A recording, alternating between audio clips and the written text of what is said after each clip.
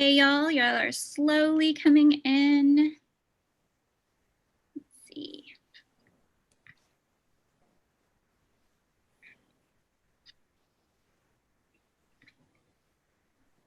All right.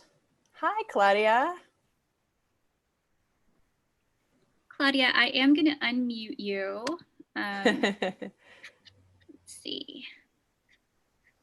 I think that's everyone.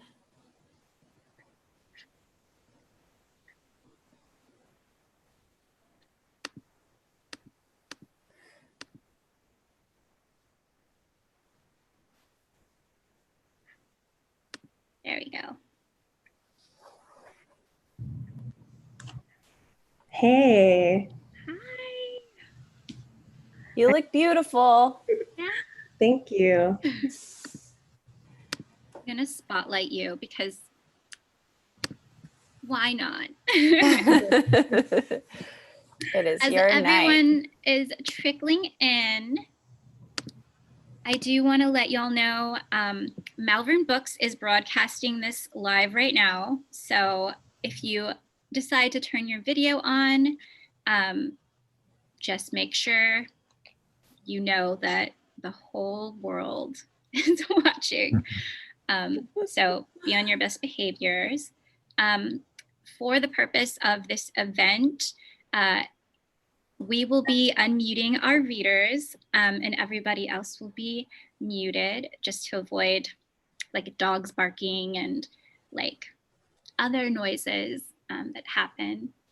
And yeah, but I'll give us a few minutes as everybody trickles in, and then I'll get us started with some community guidelines. But yeah, besides that, we can just hang tight for just a minute. Hi, Sterling. Hi, Anthony and Clint and KB. Hey, Melinda, Ben, Norma, Kat, Tabitha, Loops. Aw. Let's pretend like we're all in the same room together. Yeah. People are still joining us too. I also low-key want to just like thank everyone. I know that like registering is a whole thing, but we like Host Publications elevates marginalized voices, and I just didn't want anyone that wouldn't respect that to just have access, because we're just all like such soft, sweet, lovable people, and I just want to make sure that's who's joining us tonight.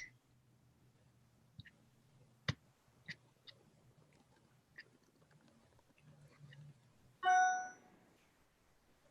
we go.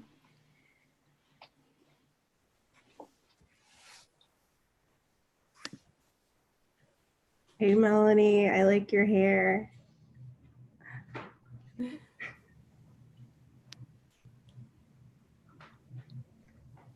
Natalia and Jasmine, I love that you have one Zoom account together, or you just put that in the name. That's amazing. Go.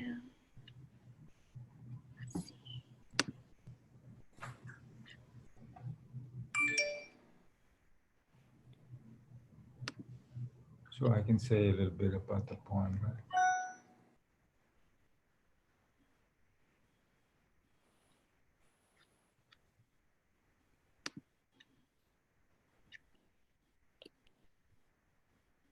Just a reminder for some of y'all came in just now, this is being broadcasted on YouTube, so just be mindful of that. I could not figure out how to play music while this happened. So, sorry, you guys.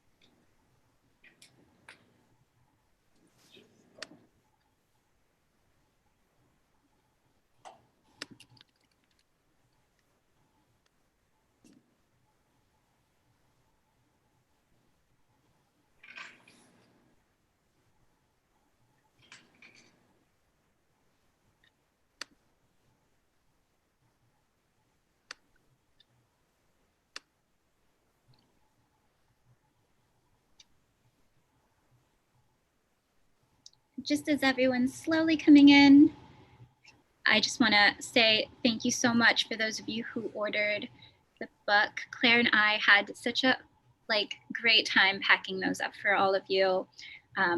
These are tough times. It was, you know, we wanted to make sure everyone had something just like extra during these like really tough times. And Claudia made us a playlist, which we will paste into the chat here pretty soon. Yeah, it's so nice to see faces that belong to some of the names I recognize from all the pre-orders. So nice to meet you guys.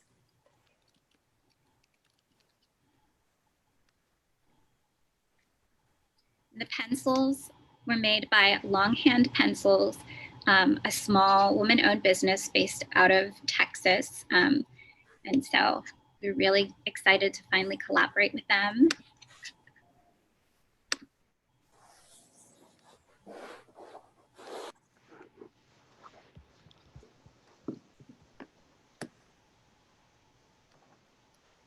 Alrighty.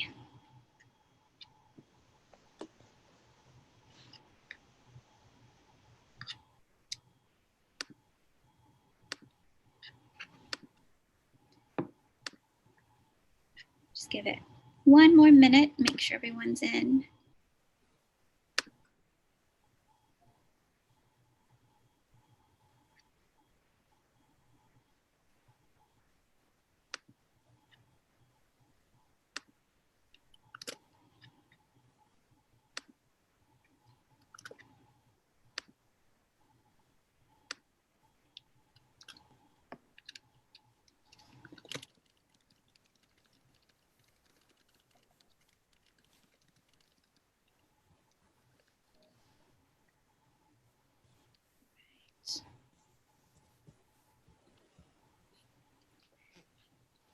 All right, Malvern Books, Claire, Claudia, are we ready? Yes. Okay. Yes.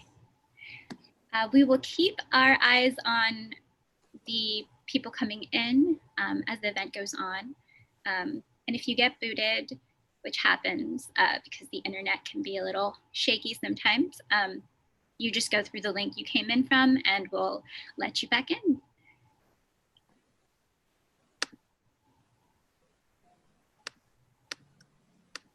So, is that it? Are we ready to go? Are we Yeah. ready? All right. So I'll kick us off with some community guidelines, and then Claire will hop on and explain just some Zoom guides for y'all. And can spotlight myself really quick.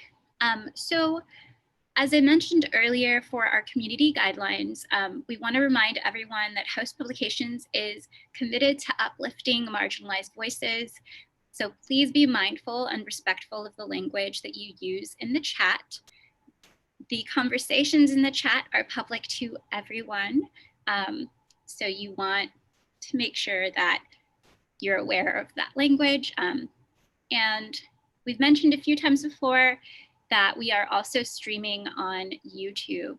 So you want to be aware of your surroundings and that your camera is on or off.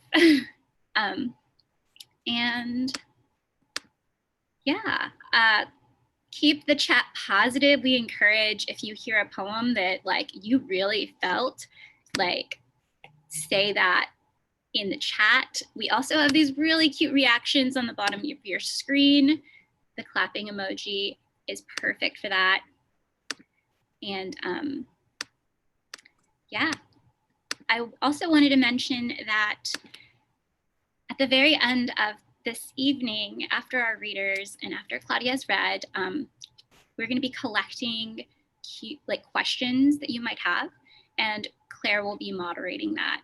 So feel free to place that in the chat as well, and we'll make sure that we get to it. Okay, so Anar just covered most of what I was going to say for Zoom guidelines. So a little bit of repetition here, but I'm also going to post this into the chat so that everyone can see as they trickle in as well, and that you can reference. So yes, we're being broadcast on YouTube Live.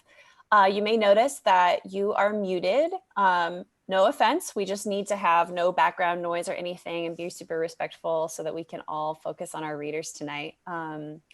But to that end, we really encourage you to use the chat. I see that everybody is already saying hello, and we're all just hanging out virtually. So please use the chat along the guidelines that Anar suggested for being respectful towards everyone in the room. And also don't forget about those emoji reactions. Camera on or off, that is up to you. But if your camera is on, as Anar mentioned, just be mindful of what's going on around you. And in terms of the view, we recommend speaker mode so that you can see the reader as they perform. So that will just shift the view to whoever's talking. So yeah, if you want to change to speaker mode, I think that's what we are going to go with ourselves. And yeah, so we'll do a Q&A at the end. And if you have a question that you want to ask at any time, you can just pop it into the chat. I'll be keeping an eye on that. Since there are so many of us, maybe just go ahead and type Q&A first so that I can identify them more easily and I don't miss anybody's question. So if you want to if you have a question, just type Q&A : and then write your question, and I will be moderating that at the end. And I'm super excited for that part. So much gushing we could do and we will do, but for now, I'm gonna go ahead and turn it over to Joe, our publisher, for those who don't know. Yeah, it's me. Oh my goodness, I've been spotlighted.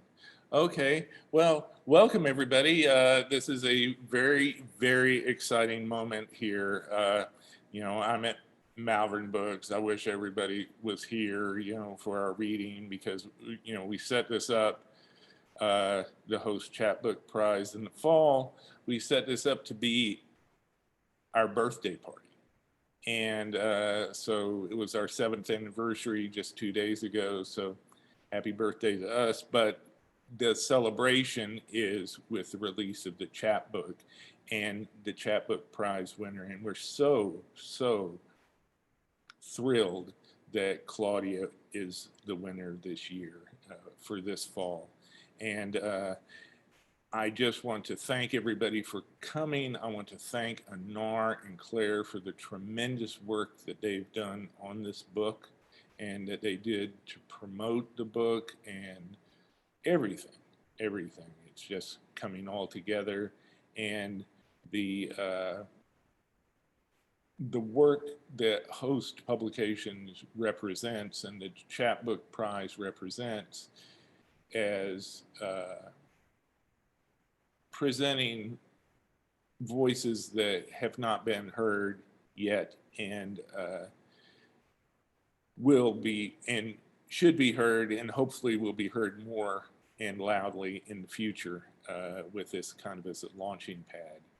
I want to, you know, again, I'll talk, I'll thank Claudia more personally when I introduce her later, but for this beautiful, beautiful work that she gave us and, allowed us to publish. And, what I want to do is let you know that I'm sitting here. I'm at Malvern Books, and you can call me. Phones are, operators are on call. That's me. I'm the operator. And if you call 512-322-2097, I can take your order, and you can come pick up the book curbside at Malvern, Tuesday through Saturday, 12 to 5. Or we're now open for appointments. You can just come pick it up then. But if you want to give me a call tonight, during the 5-minute break or something like that, I'll be here. I'll ring you up. Book will be yours. So I want to get this started. I want to hear poetry. I want to stop being an announcer. just rambling. And so I will introduce the first poet of the night. The first poet of the night just happens to be Claudia's father. So I'm introducing Jacinto Cardona. Jacinto is a San Antonio poet whose poetry book, Pan Dulce, is his celebration of growing up Tex-Mex in Alice, the hub of South Texas. In 2016, New York Symphony Space selected his poem Bato con Khakis to be performed as part of their literacy program. Among Cardona's awards are the Voz de San Antonio Poetry Award and a Ford Salute to Education Award for the Arts. His poetry is documented in Voices from Texas by San Antonio filmmaker Ron San Sebastian. Cardona teaches English at Incarnate Word High School. Please.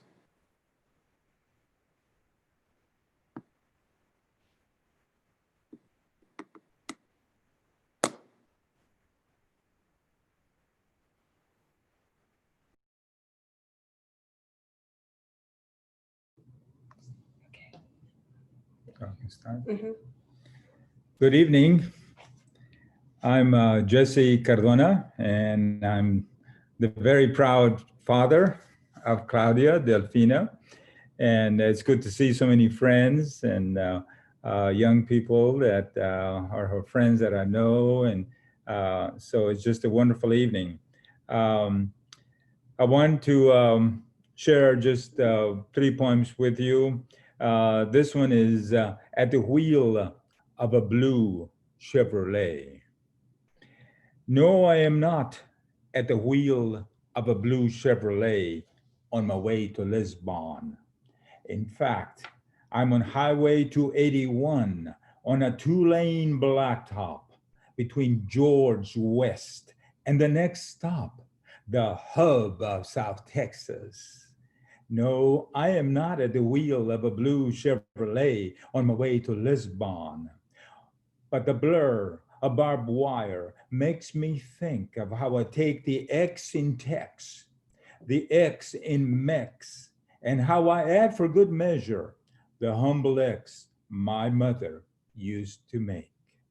No, I am not at the wheel of a blue Chevrolet on my way to Lisbon. My bones contemplate the palimpsest of X after dusty X immigrants make across caliche pits. No, I am not at the wheel of a blue Chevrolet on my way to Lisbon. I'm on Highway 281 on a 2-lane blacktop between George West and the next stop, the hub of South Texas, Alice, America.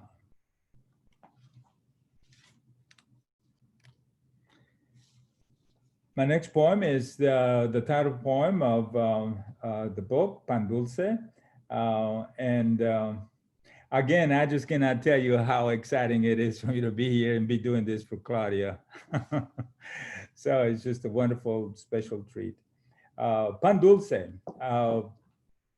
You probably have gone to a Mexican bakery and pick up some sweet bread, Mexican sweet bread, pan dulce. You can't go wrong with pan dulce. It's bread to begin with, and it's sweet.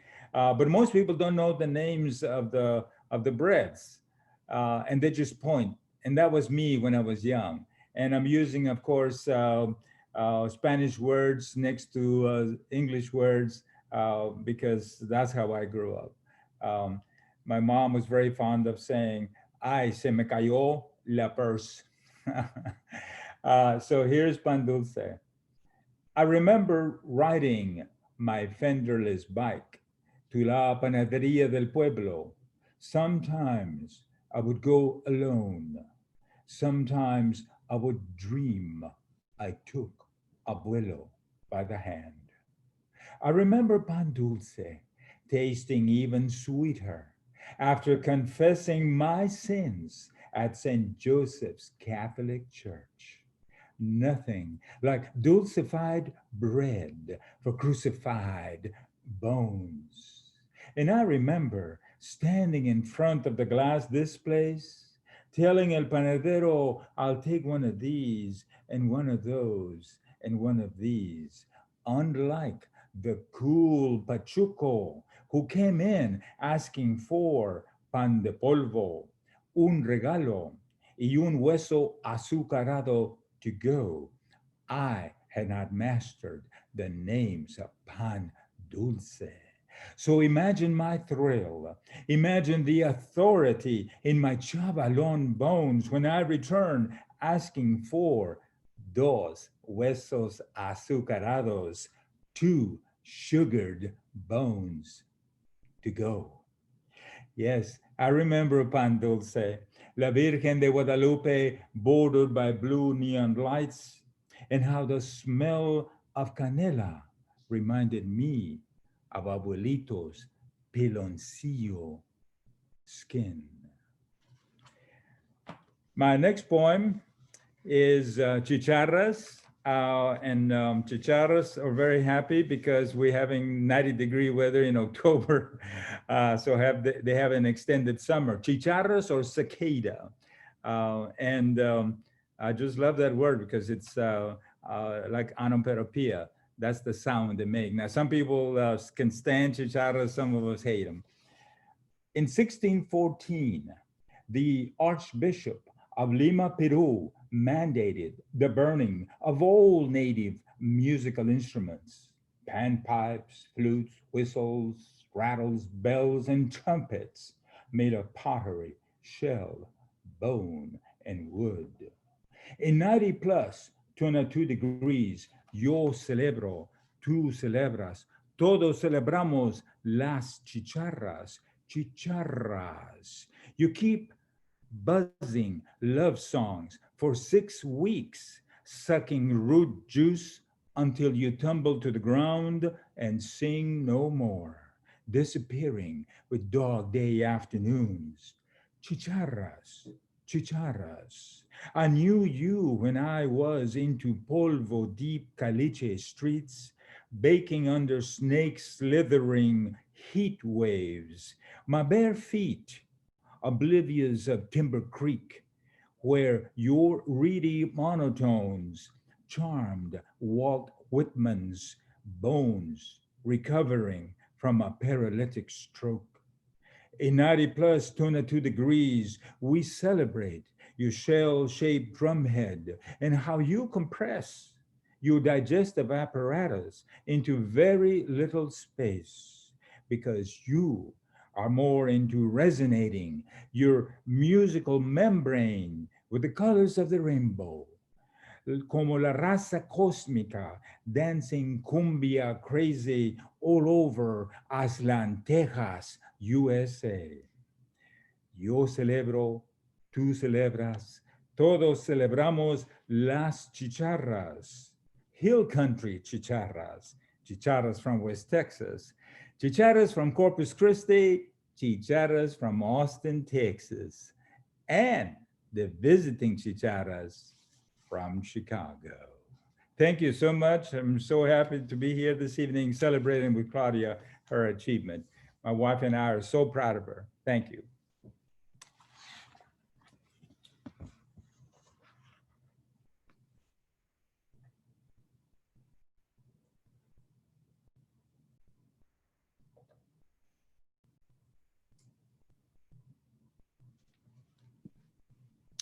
Oh my God, that was amazing. Marlon, my cheeks hurt. I enjoyed that reading so much. Cheeks hurt. That was so wonderful. Thank you, Claudia, for coming with that suggestion for Jacinto to join us tonight and get this party started. Our next reader to warm us up this evening, I had the pleasure of being in a workshop with a few nights ago. Those of you that were at the ice cream social workshop, you might recognize Anthony.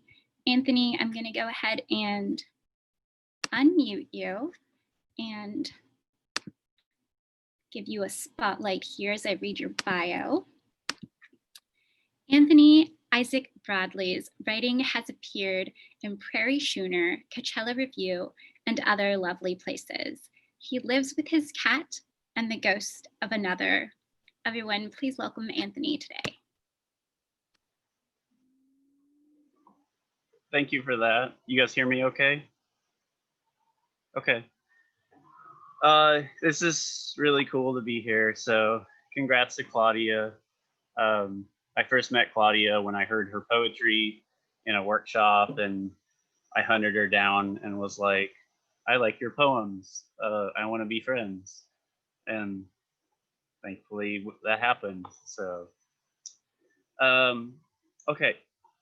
Also, I promise I'm not wearing sunglasses. It's just the lighting. So this poem is untitled because I wrote it earlier. Some days I still squeeze between my mattress and box springs to wear the cushioning like a mouth guard.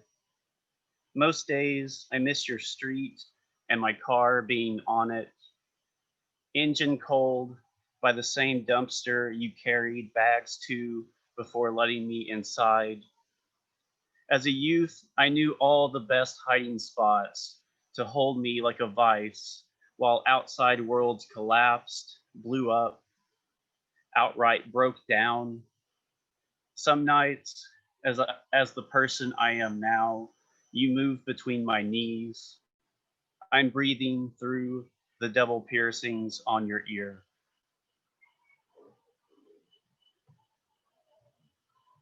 Okay, that's the first one.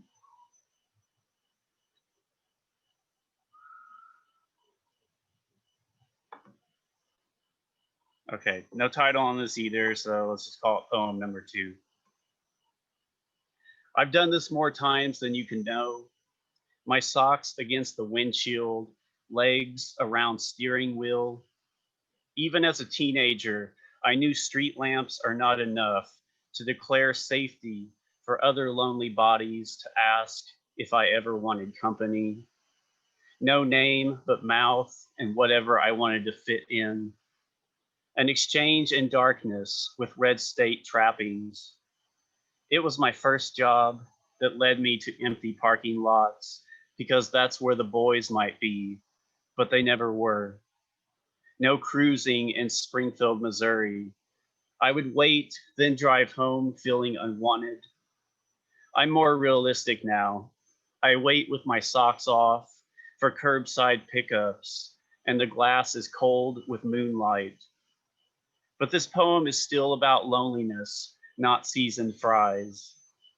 I was just thinking how satisfying it can be to be left alone when expecting otherwise. Thank you.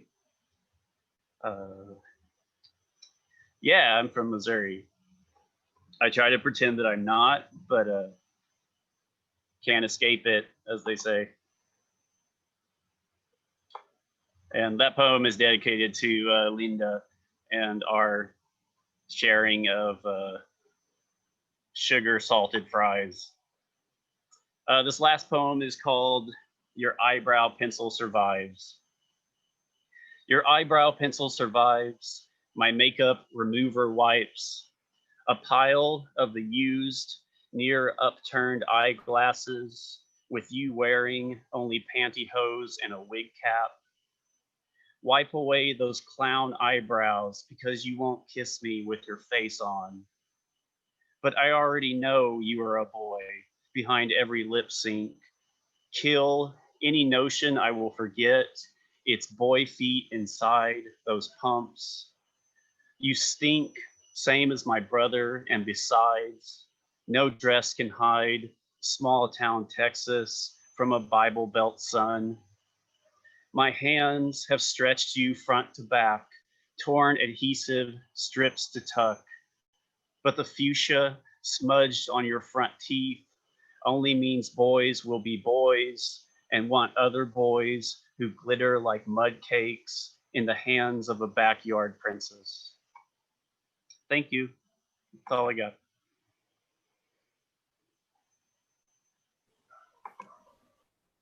Anthony, thank you so much. Also from Missouri, we can talk about it later.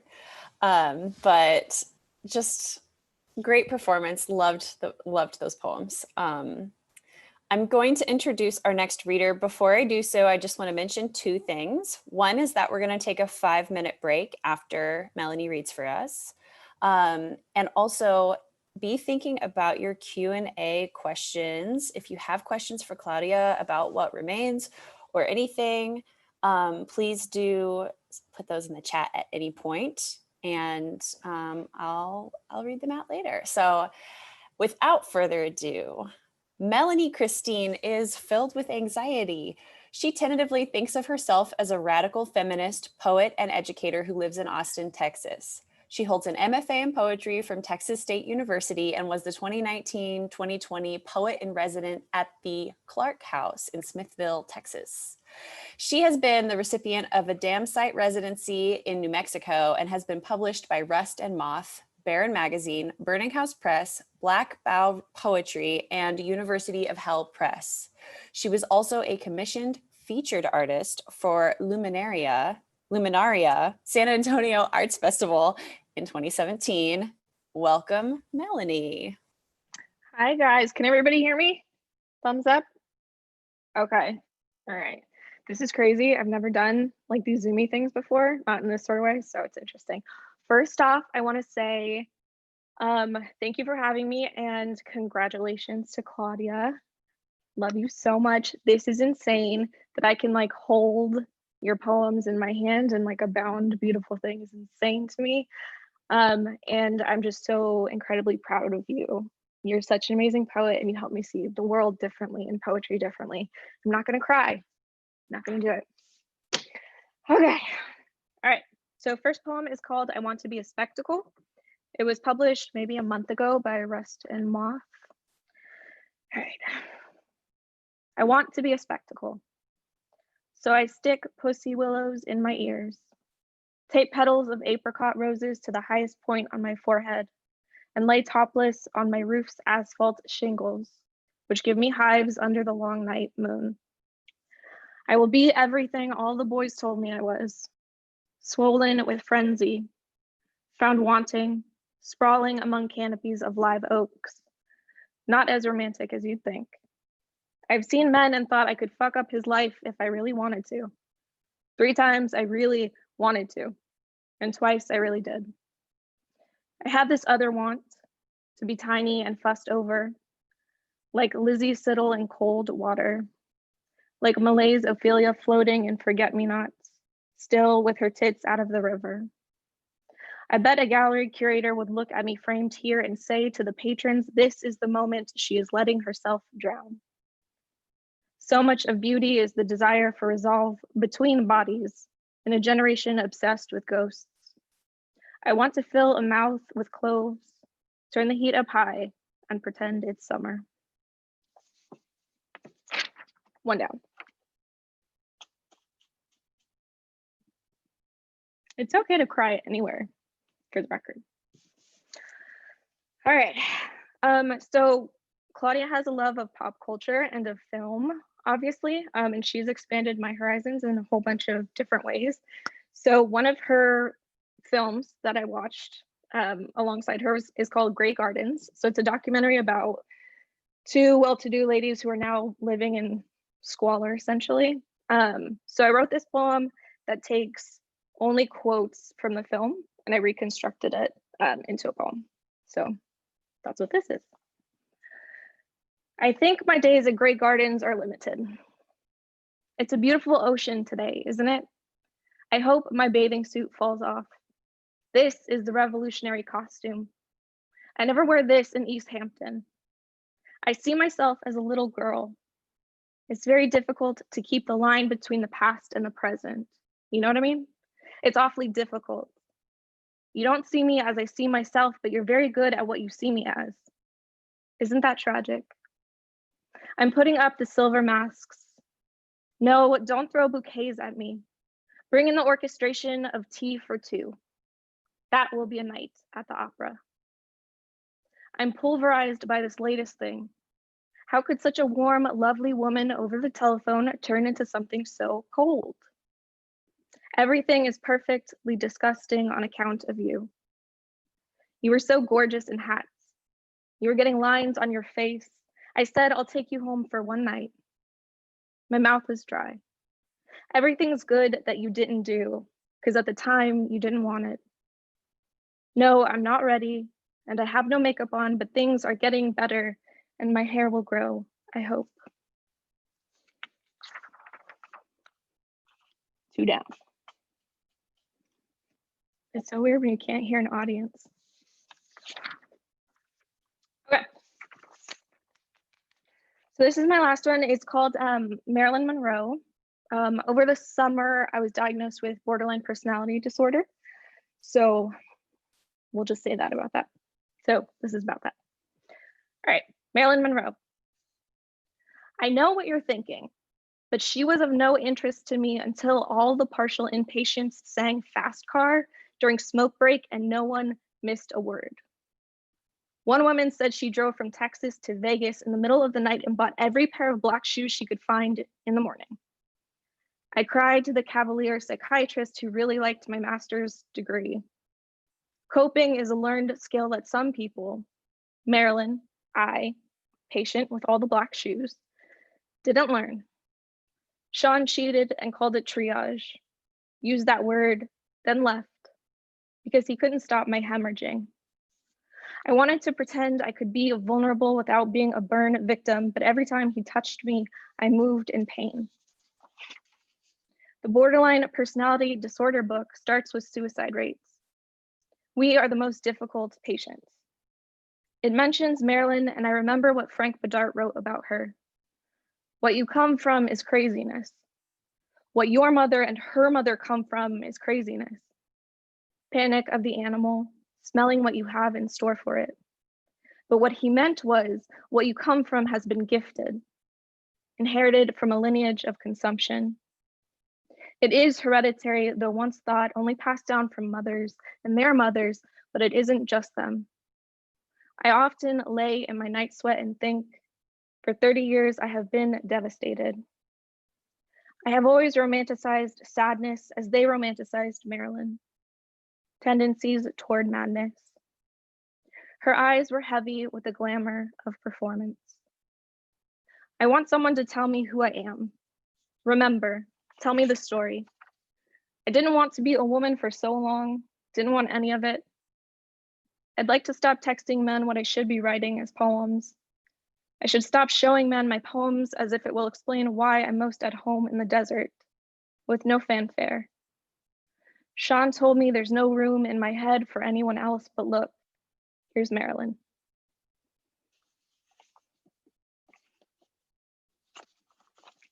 Thanks, guys.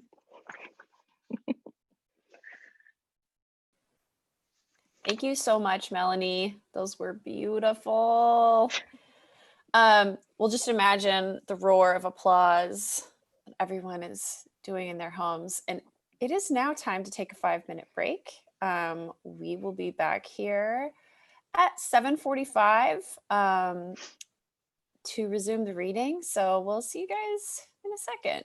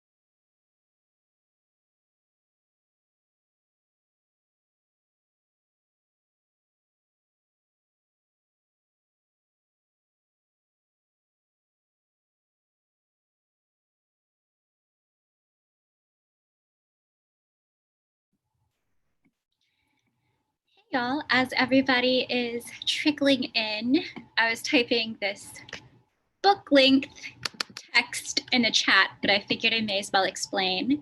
Claire and I had the honor to interview Claudia for the Host Dispatch, which is the Host Publications podcast. And I'm gonna link y'all right here. This is our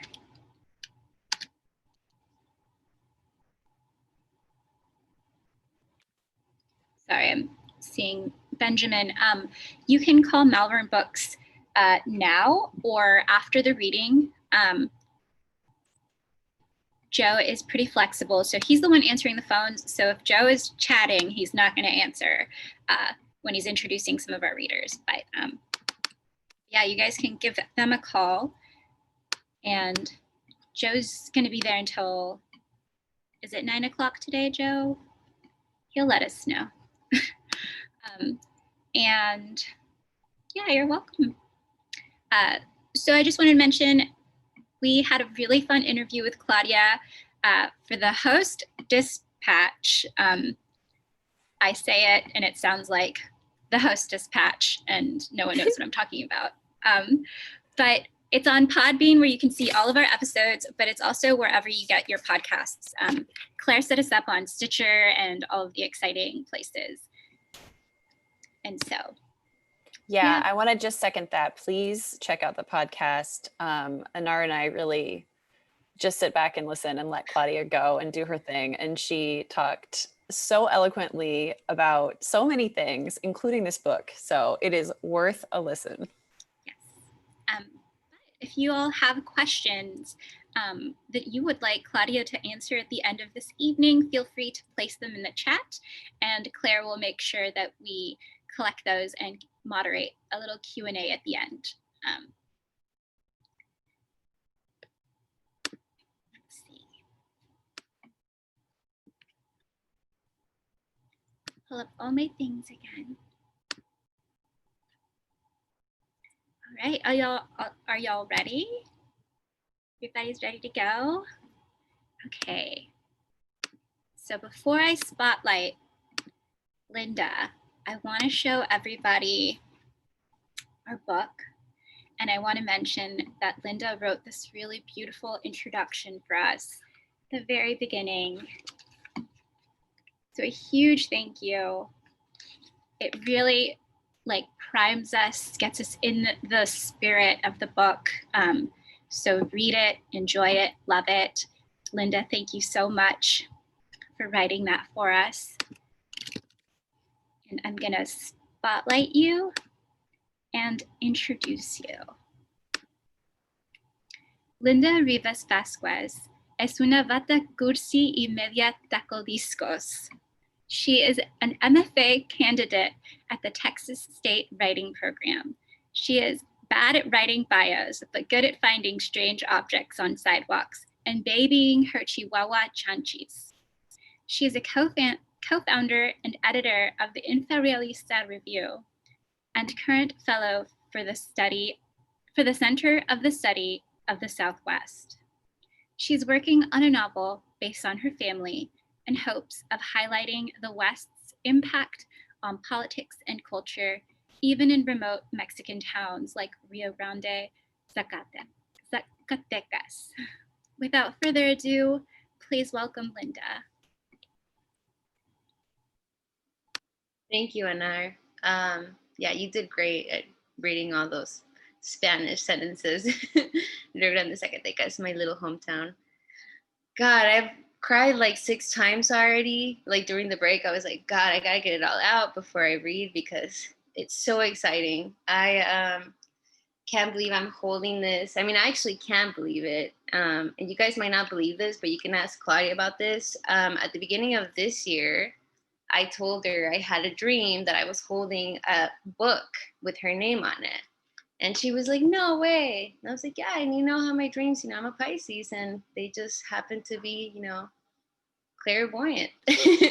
And it happened. And I'm so happy. Like I am so grateful for your friendship, Claude. I remember when I met you, you were wearing this like beret, but it's like the Selena kind, not like the, you know, French beret. And you were sitting by yourself at the bar, and I just remember thinking like, man, that's a real poet. That like I just knew immediately without asking that you were a poet, and I wanted to go talk to you. And I did, and I'm so glad I did, because man, you've been a teacher to me in poetry in many other ways, and I couldn't have survived grad school without you there to deconstruct all the weird, fucked white world ish that we dealt with there. And God, I'm so proud of you. You deserve this. It's awesome. Unfortunately, my poems aren't as celebratory as the occasion calls for, but I'm gonna read them anyways. Let's see. I think I want to start with this one called Slices. And this is after Neruda's La Memoria. I was always quick to forget. It's a recent thing, the remembering of small details. Small, like my father's army Swiss knife, always waiting in the pocket of his short-sleeved polo for an apple needing to be pierced through shiny skin. The red of the apple and knife fused a new color, the bleached white insides of the fruit against his raised brown hand shaped the yin-yang. The way he brought slices to his mouth, or did he bite into it? Or did the knife wait in the leather sheath of his belt? Dad, cut the living some slack. For the bad memory, for not remembering you well, kick that shudder of sadness. When you see me at the store shopping for an army Swiss knife, and the man at the counter asks, why? And I say nothing. Yeah, so I wrote that, just the feeling of not being able to remember, especially people who are no longer with you, and I guess the guilt that that brings. And I'll move on to this next one, which I wrote at the beginning of the quarantine. So it's also not a very celebratory one, but anyway. It's called Isolation Pseudo Grind. Beat your alarm and lay in bed until it rings. Pace around the house. Hiss at the paintings of generic flowers you don't know who picked out. Listen to them remind you, you are here temporarily. Go ahead, rearrange the furniture again. Move those satin cushions back in the closet at the end of the hall where your grandmother stowed trinkets or what she found no place for. Listen to her laugh. People deserve couch space. Pillows do not. Go ahead, water the plants, shave your legs, rare, almost celebratory. Cut your bangs, make small talk with the neighbor from the yard. Call family you talk to only on holidays, funerals, and weddings. Think of the next wedding you'll attend. Think of the next funeral you'll attend. Change your outfit to appear more boyish. Change your outfit to appear more girlish. Listen to the birds on your walk of redundant destinations. Download an app trying to figure out the bird species. Fail. Curse technology and the sadness it produces. Get mad at yourself for being sad. There are those who have it worse. Your mom, your brother, still grinding in restaurants. Your friends tiptoeing around strangers' porch to drop off food the owners are too afraid to get. Remind yourself, self-compassion. Damn Instagram therapy pages. Everything's gonna be okay. Okay, and then this last one is called 1994-2020. And white doves on the margins of a lacquered bookmark glowing in my hands, her face on the back, sporting her usual welcome bun. Saying goodbye doesn't mean we won't see each other. It's printed below her nervous hands, one grabbing the other tightly, I want to drink all the platitudes made up to handle death, the way I've swallowed pool water, hit the concrete with both knees, and smiled for a photo after a man pulled me out. I wonder if she was ever loved the way she wanted. In a letter I found on her nightstand, she says, I want you to respect me. I work so hard, like you. Respect me. And there's no need to ask. We all know he didn't. She just laid face down in the crack of my mind for days before she died. A cold hospital bed. It helps her oxygen, they said. And there's no need to state that it didn't help me or any of us. I picture her the way she sat by the balcony, her face unrevealed to me, hair a bird's nest, a hooked back behind the chiffon, coffee stained blouse, a beer on the floor to keep her company. When she said, if it's my time to go, then it's my time, I'm at his service. What she really meant was, I don't want to die. And that was my last one. Thank you guys so much for listening. And Claudia, oh my God. Again, I am so proud of you. I can't wait to be able to see you in person and hug you, and thank your dad also for being so kind to me. And, I'm so happy I got to see him read. Congratulations. Felicidades. Te quiero mucho, mucho, mucho, mucho. Anar, Claire, I'm handing it back to you.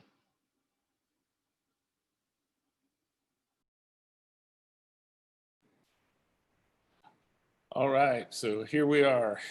This has been an incredible experience. I haven't, a full poetry reading I have not experienced since a long time, and this has just been magnificent. And the it's just I'm beyond words. And now I get the pleasure of introducing Claudia, who we're here for. We're here for because Claudia is the winner of the Host Publications Chapbook Prize for the fall of 2020. This extremely strange year that we exist in. And I just went away for a second. What happened? No, wait, go away. Go away. Not you, Claudia. That. There. Something, my email appeared for some reason. But that's weird. So, all I can say is it's just stunning. I love the book. I am proud to say that Host Publications has published this and that, you are in our collection. And I can't say enough. I'm just going to read your introduction and let you read poetry because that's fun. Claudia Delfina Cardona is the winner of the Fall Chapbook Prize from Host Publications. She is a poet born and raised in San Antonio, Texas. She received a BA from St. Mary's University and her MFA in creative writing from Texas State University.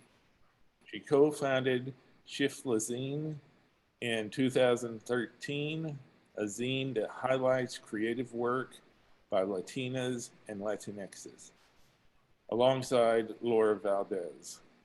In 2019, she co-founded Infrarolista Review, a literary journal for all types of Texan writers with Linda Rivas Vasquez. Cardona loves music and films as much as she loves poetry.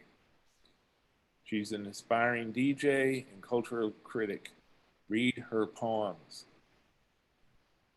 in this book and at claudiadelfinacardona.com.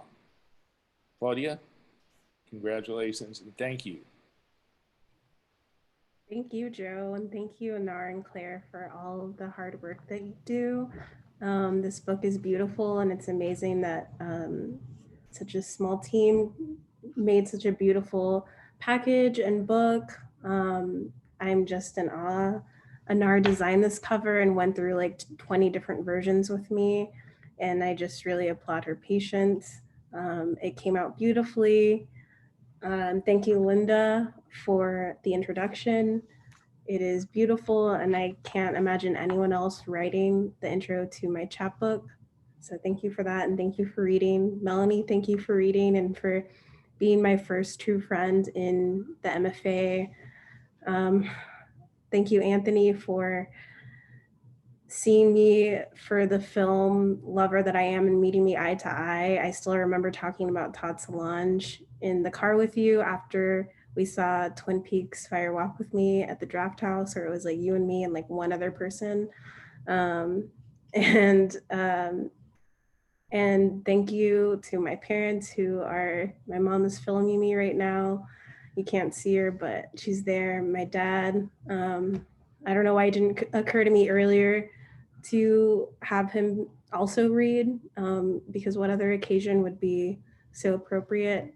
So I'm just really grateful and honored to be here. And I wish I could just go through everyone's name right now and thank you personally for being here. This is so cool.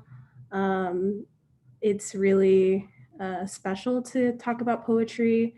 I feel like I am like missing my MFA solely because I'm around other poets and writers and we can talk about books, and then you get out and you realize not that many people care, or as many as you think that people do, like when you're in it. So I just really appreciate this space right now because we're all here to listen to poetry and we have been for the past hour. So thank you for creating this space. I'm gonna read a few poems from this book.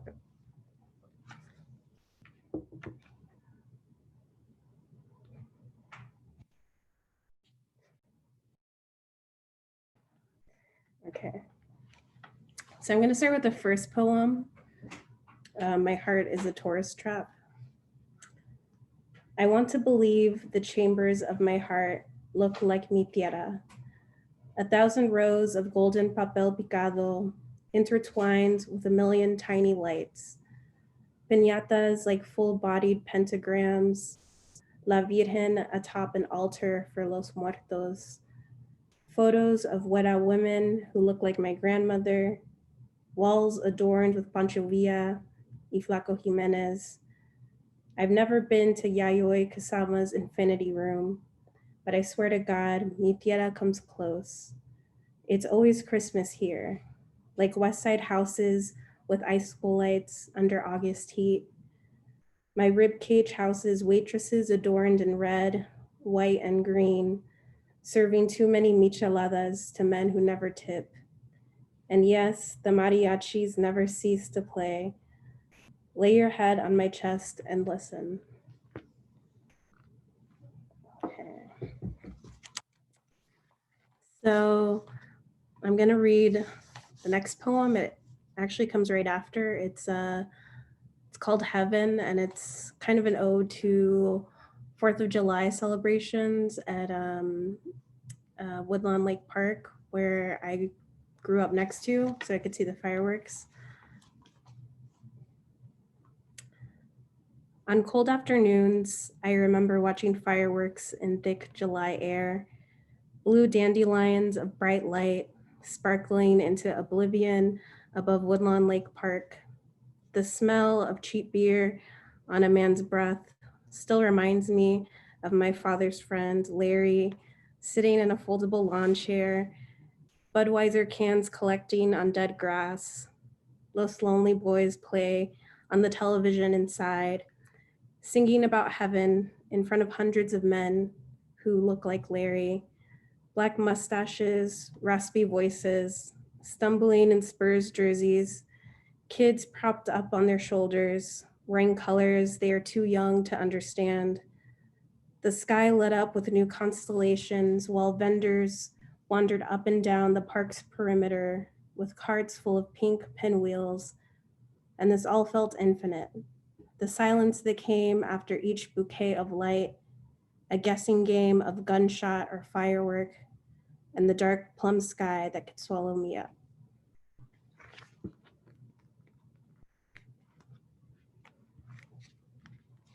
Okay. So I've realized that Anthony actually brought it to my attention that I have like 2 Twin Peaks references in here, but there's actually like a third kind of image of Twin Peaks, or more so David Lynch's influence in the last poem of my book, which is, I really appreciate that analysis. Yeah, hidden Lynchicisms. That's great. Yeah. This is one of them that mentions Twin Peaks. It's called Under Blue Light at El Luchador Bar. I think of the hue of my teenage years, the baby blue of my bedroom, TV on floor, watching Laura Palmer wrapped in plastic, late night microwavable meals, and the way shoegaze felt at 4 a.m., the weight of my body filled with unrequited infatuation. I blame Godard for all the cigarettes I smoked and for the way I still romanticize bad habits. It's midnight now, and multicolored mascaras stare as I'm dancing in the mirror, condensation dripping down my hand. I feel blue light on my body, like late night dates with my TV. Tequila on the tongue, like I am 18 again, loving so much that I want to bite into a raw fish from the fridge. Bare feet on cold kitchen tiles, taste of flesh against teeth.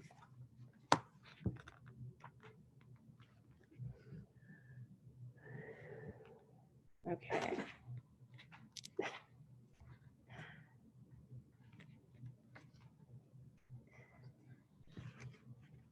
Okay. So this one is titled The Mechanics of Longing.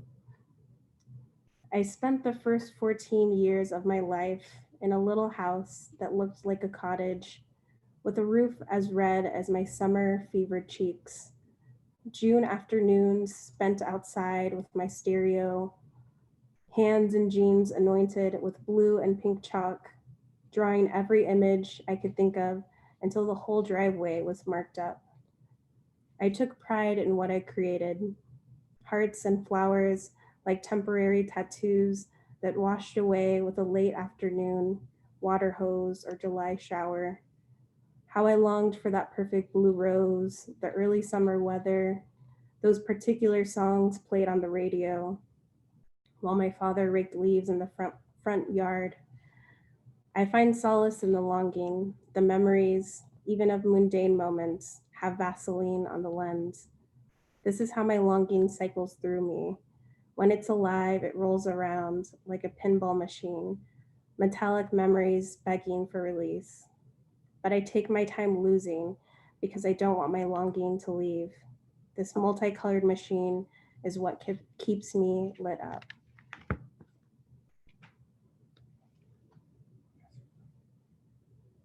Okay.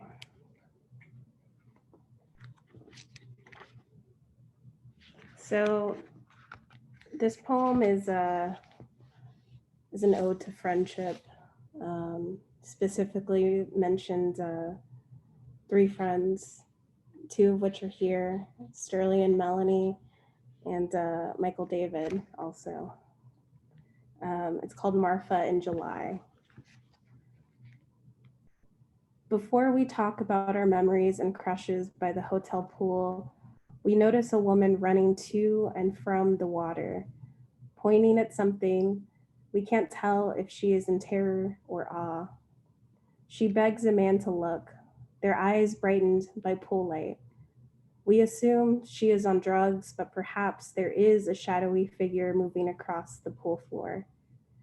We wait for something to happen, while Sterling tells us about her first crush, who is now an actress in New York, how at her sleepover they ate stuffed crust pizza. Mel chooses to talk about memory.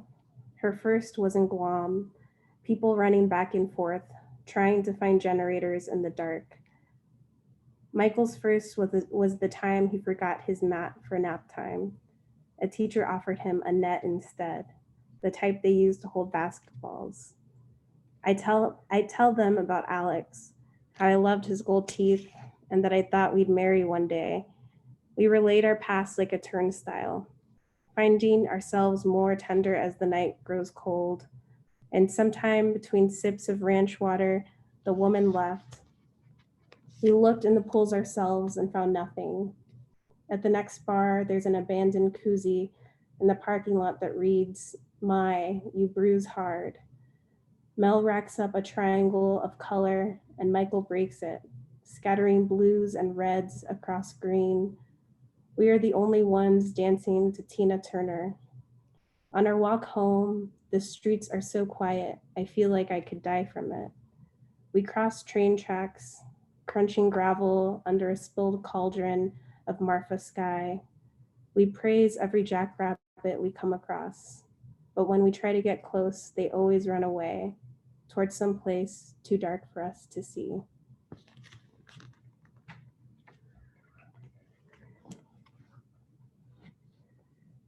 Okay. So this poem went through heavy revision, and I'm really happy with how it came out, thanks to the help of Claire, who is such an amazing editor and reader. So I'm just really proud of how it came out. It's titled Bride. Some days stretch out before me, like a drive on I-35, where it's just me, my thoughts, and the darkening horizon swallowing up the distance. My indigo seeps through my brain, and I can't think of anything except how I'm trapped in this life, this body, this face I am trying so hard to love. I go on walks with headphones in and hope the heat pushes out the sad. Sometimes it works. Sometimes I am still stuck with all of it. I want to try hard to make perfume out of this life. I carefully pluck the brightest petals of my front lawn amapolas and crush them up with vanilla and cinnamon. When I finally get the mixture right, I throw my liquid bouquet to the air like a bride, ready to find joy in the tree turning neon under streetlight. The moths of barbecue pits I can't see, but I can smell. The midsummer Saturday spent eating watermelon. My legs crossed on floral sheets, the white bowl collecting seeds, while a sad French woman wanders through the streets on my TV. Yes, this is what I want to celebrate.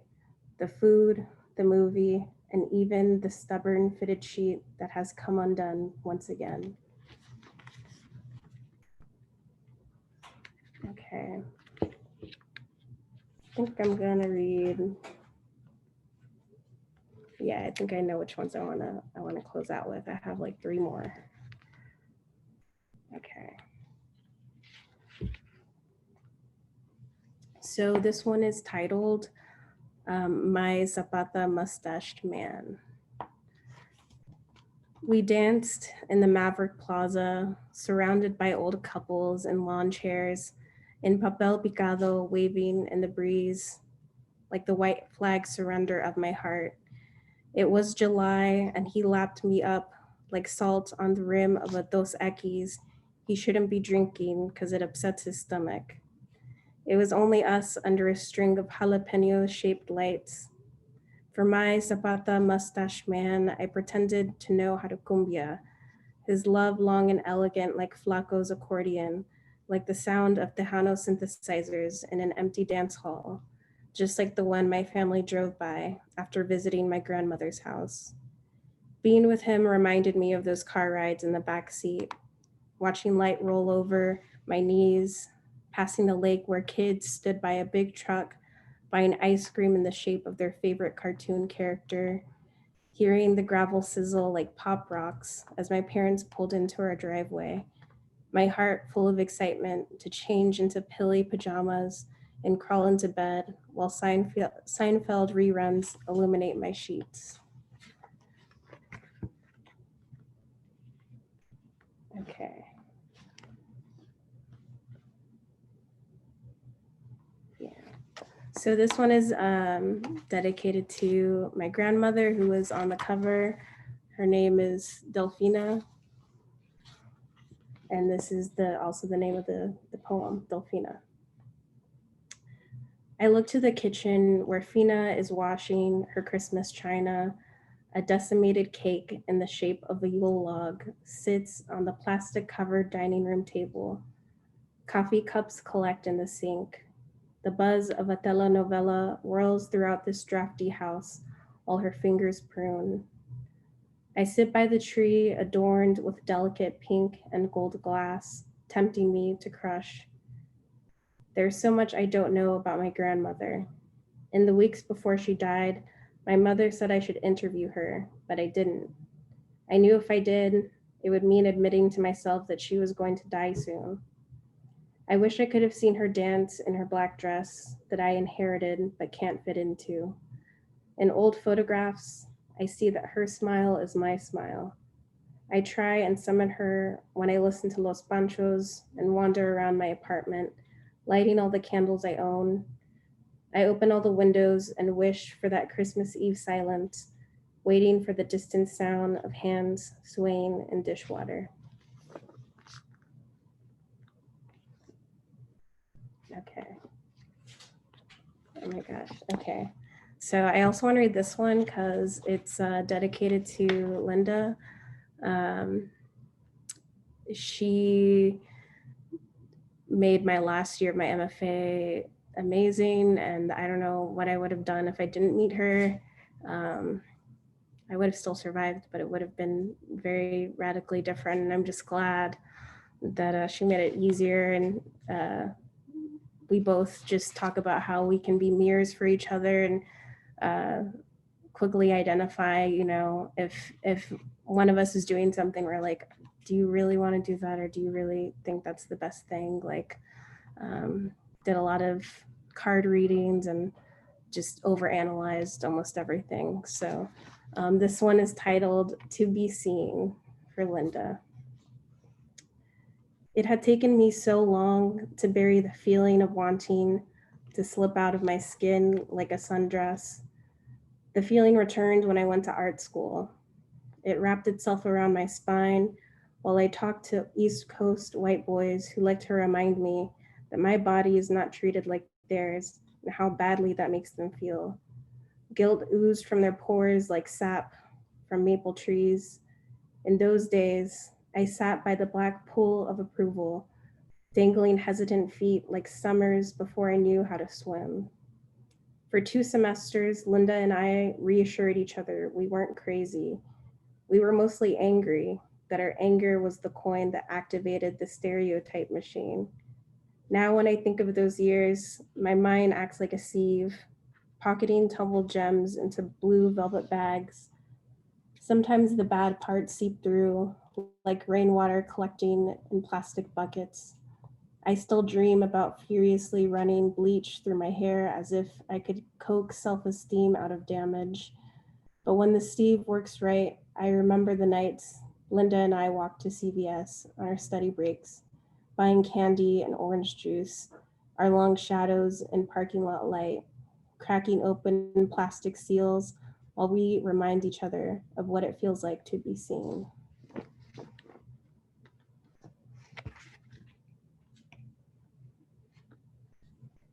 Okay. So I have 2 more poems. Okay, yeah, I think those are. So this poem is dedicated to my lovely boyfriend Brady, who played a Phil Collins song on our second date, and it was just very, very memorable. And the title of the poem is taken from that Phil Collins song. It's called Take Me Home. We listened to Phil Collins on top of your navy patchwork quilt, the kind I imagine your grandmother made for you. We are barely getting to know each other, so I can still invent the details. You make coffee 1 cup at a time while I pick up my black tights from the floor. You throw yourself on the bed and I climb on top of you, pushing your hair away so that I can clasp my gold-plated name around your neck. I spend the rest of the week remembering our faces pressed against your couch, the records we took turns choosing, your baby photos by your desk, big eyes glinting like faraway black stars, my name under all of your weekday button-ups while you write about train derailment insurance, your midday fingers against cursive gold while I am across town, hands near a space heater warmth. The night before we kissed to Phil Collins, we shared so much of our lives. My heart felt as if it cracked open, like the pecans I collected for my grandmother.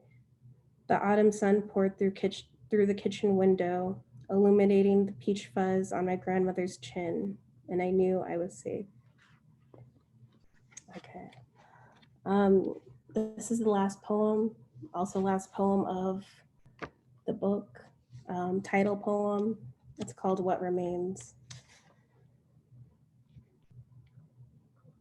Behind the Catholic University on the west side, my grandfather stretched his arms out to my grandmother, who took the Air Force uniform from his hands over the dry cleaner's counter.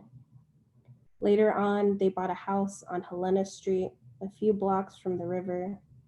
When they embraced after work, he felt her hands, sore from decorating wedding cakes, with piping like party streamers, and she felt his, blackened from the metal alphabet he used for an insurance company. There's so many Texas afternoons spent watering the yellowing grass, the smell of agave amica offering itself up into the night, like the sound of chicharas reminding the city it is very hot tonight. 6 years after my grandmother's death, I walked through Southtown on the first Friday of the month.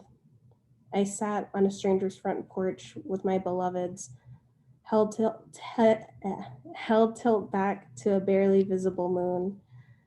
Vendors sat by their foldable tables while we reclined on concrete steps, kissing cold aluminum until the homeowner's headlights turned our bodies golden. 6 years after that Friday night, an environmentally friendly bicycle shop has painted over the gas station, candy-colored bicycles kissing the metal stands out front. What remains in Southtown is the landscape of feeling, sharing earphones with a friend while we sat by the river, away from all the people. How I imagine my grandmother wiping the sweat from her forehead while her husband drives through Lone Star streets. The empty grassy lots replaced by new apartments in sans serif fonts. What remains is hearing heavy bass during a walk through residential back streets. Wait, no, it's not heavy bass. It's the sound of everyone who has ever lived here celebrating by the bougainvilleas, twirling into early morning until they are satisfied. Even when I'm far from Southtown, the echo of my grandfather's guitar and my grandmother's polyester pants always finds its way back to me. Thank you for listening, everyone. I highly appreciate it. Yay! I'll speak for everyone and say great job, Claudia. Thank you so much for reading those beautiful poems to us tonight. I just want to let everybody know we do have time for a little Q&A. So if anybody has a question they want to ask, feel free to drop it in the chat now and I will ask it for you. I know that Claudia loves talking about poetry, which is such a gift to all of us. So we should take advantage of it. Claudia, I just wanted to ask, how does it feel to have your book not only in your hands, but to know that all of your friends and loved ones have it now too? It feels very surreal. It feels both very exciting and also a little terrifying, having all those poems out there. But it feels like, I think I mentioned this on the podcast, it feels like I have exited an era of poems, like I've graduated from those poems in a way. Mm-hmm. Now I can move on to to something new or something different. A lot of those poems were written in my MFA or in college. And it just, I don't know, it's really exciting to have them all together in a collection and see the arc and have, people interested in reading my work. That just really blows me away. And I just Yeah. really grateful and supported and lucky. And I am almost beyond words with how it feels. I just really, I want to thank Host Publications so much for all of the work that they've done, and all the chapbook prizes that y'all have done too already, and all the great work, the pencils, the playlists, like creating this experience for everyone is just wonderful, and I thank you for that. You are so welcome. I mean, we're just so grateful to have published your work, as you know. We do have a couple questions coming in. So Lisa asks, hi, Claudia. You and I have similar paths, about 30 years apart, upside down smiley face, Catholic school, all girls high school, Catholic university, yay rattlers. All of these are very specific environments. Can you speak to how that influences your poetry? Yeah.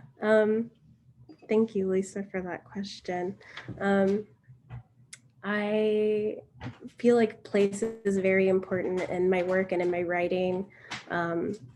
When I think of poets that really excel at writing about place, I think of Frank O'Hara and how he writes about New York in a way that makes you feel like you've been there. And I wanted to do the same thing with San Antonio. I guess it's very different in terms of New York is kind of oversaturated in media, and San Antonio, I mean, I think there's maybe a Nickelodeon show that was set in San Antonio, but not much else. So I wanted to just treat my poems as if people had already been to these places before. It feels like something very important to me to include, and also just for archival reasons, so much changes over the course of decades, especially in San Antonio, so much has changed already due to gentrification. And I think it's important to just archive those spaces and those places where things happened, and write them down and save them for the future and for yourself. So that's why I think place is so important. It holds a very important place in my heart, and I just love so much about San Antonio, and I want that to be reflected in my work. So thank you for the question. Sarah Cabrera asks something along the similar lines. She asks, you have a lot of vivid descriptions of locations. Do you think about your surroundings when in the moment, or do these descriptions come more from recollected memories? Also, how do you take yourself back to that space when writing poetry? That's a good question, Sarah. Thank you for that. I feel like a lot of the poems require just, in order for me to get that vivid kind of experience down, I just try to write it. I try to archive as much as possible, for myself through photographs or things people said, feelings I had of a certain night. So either through journaling or through any sort of personal archiving. I feel like that helps me. Also, music is a huge, I guess, influence in terms of remembering. So songs that were played on a particular night, or I don't know, things people said. A lot of my poems are influenced by things my friends say. I'm always writing down things that they mention or say. And so that's my way of, I guess, staying close to those memories in order to write about them. So, I mean, it's hard. It's definitely hard for some poems or situations. I think poems about my grandparents, I had to look at a lot of photographs and just ask around, because I was small when my grandparents died. So I had to kind of reconstruct that a little bit. So it really depends on what it is I think I'm writing about. But I think archiving is a huge huge part of that in my writing process. That's so beautiful too, because you are an artist in multiple mediums. I don't know if it's because of that or the fact that you are an artist in multiple mediums helps you to achieve that in your writing. But I love that your interest in photography and film and music and all other art forms kind of helps sort of quilt together your poetry. That's beautiful. We have a great question here from Letty. Letty asks, how has your father influenced you in your work? That is a great question. So, I mean, ever since I was little, I have always been surrounded by poetry, either because of my father, like going to my father's readings, or just poems that he would share with me. His poems are very, I think, focus on play a lot in terms of words, a lot of rhyming. And that's like something I've never done in my poems, but I think the tie for me is plays a huge factor in both of our works. And kind of, I think a lot of both of our poems can be very like associative at times, and are both influenced by, like international poets, but also like poets locally. And you can see that influence in his work. This is his book right here, published in, I don't know, early 90s, I would like to say. Yeah, there's not many copies left, I don't think, or I don't even know if there are. But he's always, his culture and his background have always been prominent in his work, as a way of kind of representing where he's from, which is Alice, Texas. And I wanted to do that in my work as well. And I think that's the big link between my work and his. And I just wanted to point out your poem In What Remains, A Portrait of Jacinto, is based on your father, right? Yes. Yeah. So, if y'all want to know more about that in poem form, definitely get the book or check that poem out. Let's say that this is our last call. I don't see any new questions. So if anybody has questions, this is the last call for Q&A. Trying to think. Okay, I have one question since I don't see any more popping up before we go. You said that now that you've got this book, kind of, it's a finished product. What are you working on next? Or do you have any idea what direction you're heading in next, be it with poetry or film or any other medium? Yeah, that's a great question. Thank you for that, Claire. So nothing at the moment. I feel like since I submitted the manuscript and have revised, I've just like stepped back from poetry in like a big way, just like in terms of writing. I'm still always reading poems and being influenced and writing things down. And I'm kind of excited to get back to it.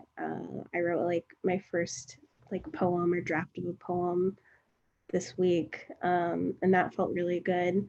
So hopefully some more of that. But aside from that, I want to try to write more about, I guess, more nonfiction about, or just like cultural criticism about music. I'm trying to write a piece about Alex G and Orchid tapes and how that shaped my, I guess, taste in my early 20s, like lo-fi music, and how that's tied in with my memories as well. That's just, I don't know, one idea that I have, but some more stuff like that. I'm also, me and Linda are currently we're working on putting up our submissions for our journal and for Release the Review. We came out with a journal earlier this year, our first issue, and it came out beautifully. We're still trying to put those up online, so I'm definitely going to be promoting that soon, and also put out a call for submissions for our next issue. We take submissions from Texan writers, so everyone here, you are all welcome to submit. You don't have to be from Texas, but as long as you've like lived in Texas or currently live in Texas, like you're welcome to submit poetry or fiction, cultural criticism, anything of that sort. So that's my immediate plans for the rest of the year. Yeah. Awesome. Linda says, tell them about the photo poetry too. Oh, Linda, do you want to talk more about that? I can unmute her. Hold on. Yeah, okay, I'm so excited about this.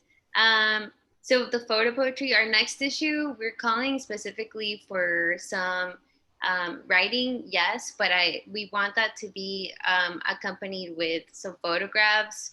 And so we're sort of, it's kind of similar to What Remains, but not in that title, but it's in that theme. And we want to ask people to submit photos of things that were left behind by people who were taken away from their homes, or they were part of a diaspora of whatever political issue going on where they lived, like maybe things that they left in a home where they lived before they came to the United States from wherever else. And I know people leave like full rooms of stuff because I've seen it happen close to me before, and I was really interested to get to know those people through their like personal items, like what kind of CDs they had and what sort of like, you know, jerseys they had on the wall, or whatever it is that they left in their room, or also of people who were killed at the border or died crossing, or people who were killed by police, and left, you know, plethora of items. And it's sort of to point out how it's sad that we have to connect people's lives to like material things, and how capitalistic that is. But at the same time, it's like a small way to honor and remember people who had to leave so many of those things behind, even though they meant so much to them, and sometimes, a lot of times, not by their own choice. So that's what our next issue is going to be about. So look out for that call, and I just wanted to go ahead and mention that because I'm so excited about it. And then hopefully we'll get to do an exhibit of the photographs that we do get submitted to us. So just keep that in mind. Awesome. Thank you so much, Linda. We're really excited to see that issue. I do have one last question, and we'll close with this question. I think it's a great one. Nat dropped in the chat, how do you see your role as a poet connected with your role as an educator? Yeah, that's a great question. Thank you, Natalie. So I just recently started teaching at a high school on the South Side in San Antonio. It's my first official year teaching, and I'm learning a lot still, but I'm teaching sophomore English, which my dad also teaches actually. And I kind of, I think, approach education with, I think in terms of poetry, I know that like, I experienced it in high school, and I know like, I think largely when you hear like poetry, it's just like, okay, this is meant to be confusing and like hard, which is an unfortunate way to approach it. And I think it's like who we teach and how we teach it. So I read like Emily Dickinson in high school and didn't understand it, and still don't fully understand her. Like I feel like that's not a great entry. Like you have to work up to that, I feel. In some, at least with like some of her poems, right? And so I think being able to like give more accessible poems to students, and there's so many poets, like contemporary poets now, like that do that. So like Vasquez, Limon, Chen Chen, Dennis Smith, Morgan Parker, like all of these poets are great entryways into poetry. And I feel like I didn't know that I could write about like specific things when I was in high school and I wanted to write poetry. I thought it had to be universal in order to be good. It had to appeal to everyone.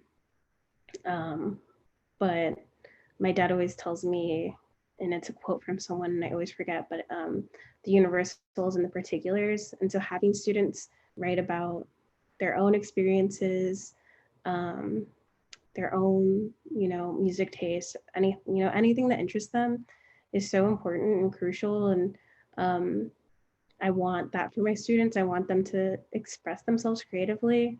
That's a really important element of my role as an educator, and also being able to teach texts that I think that they would like, not because I like them, is also how I try to approach it as well.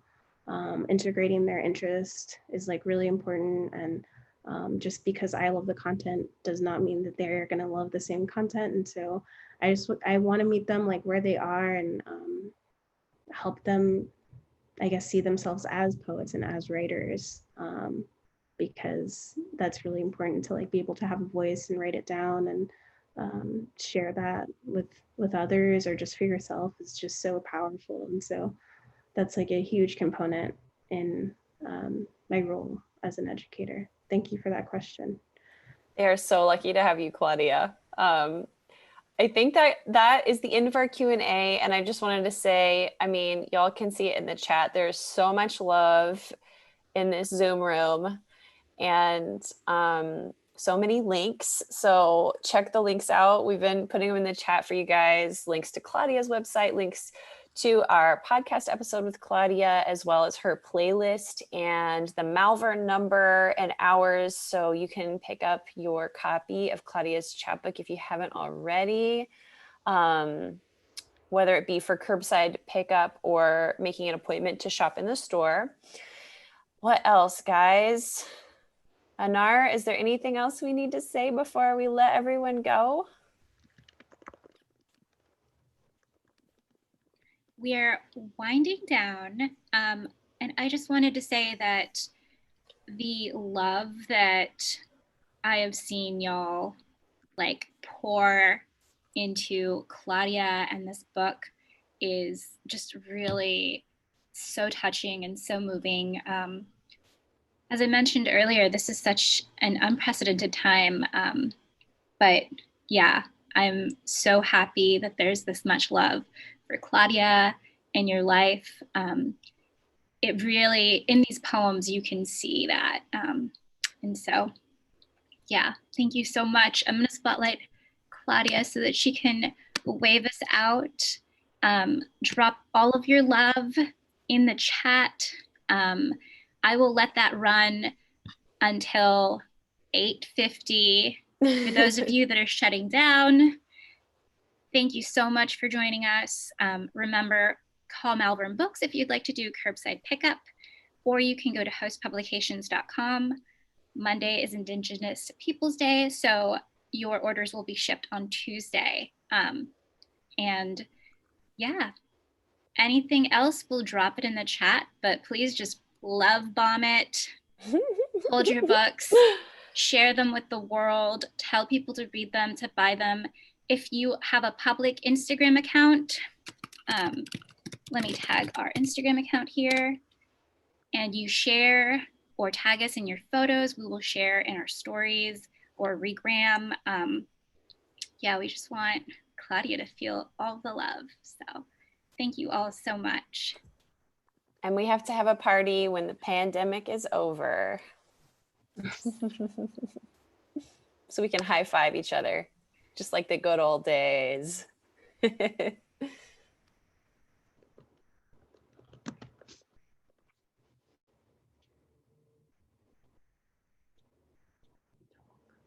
you talk, or is it all? No, it's on. Oh. Thank you, everyone, for coming and spending 2 hours on a Saturday. I mean, there's not much you can do, I guess, outside, but still listening to poetry for 2 hours, that's a big ask for some people. So I really appreciate everyone who is here and attended. It means a lot to me. I'm so lucky to be friends with such talented people in my life. all my friends are talented and wonderful, and I'm so lucky. They got to, you know, see some of the poems in this book, and you know, I asked for their revisions and their input, and it, you know, I would not be able to have the product I do today without all of your support, and I just appreciate it greatly.